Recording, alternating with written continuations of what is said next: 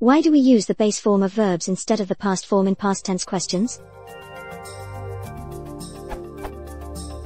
In regard to this answer, my question is similar but that answer is not clear. I want to know why we use base form of verb, for example go to form the past tense instead of past form such as went. Question, did you go to a bank? Why we use go here, rather than went? Answer, I went to a bank. Am I confusing verb forms with tenses? Please note that I'm not a native speaker, so some clarification or reference on this would be helpful.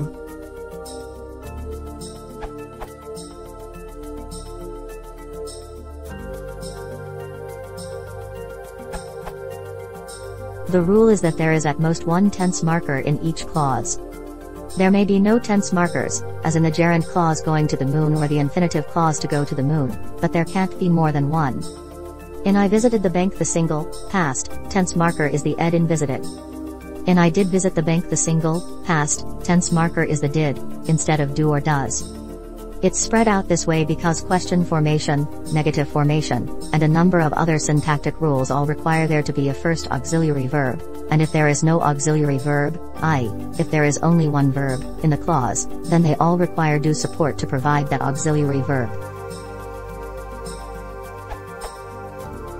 Finally, the rules of English grammar require that the single tense marker goes on the first auxiliary verb, or on the main verb if there is no auxiliary verb.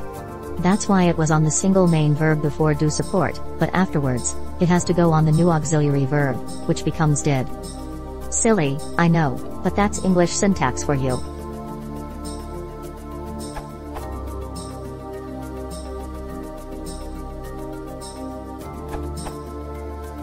The easiest answer is because we do, that's English grammar. But perhaps I can offer something that will be more insightful. The following two sentences are equivalent in meaning, if not in emphasis. I visited the bank. I did visit the bank. You can mark past tense by placing the main verb in its past tense form or by using the past tense auxiliary did. In questions, we usually use the second of these so that we can perform the usual subject-auxiliary swap. Did you visit the bank?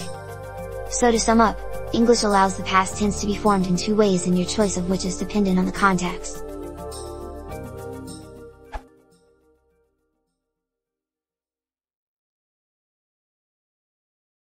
If you want to support the channel, please consider subscribing.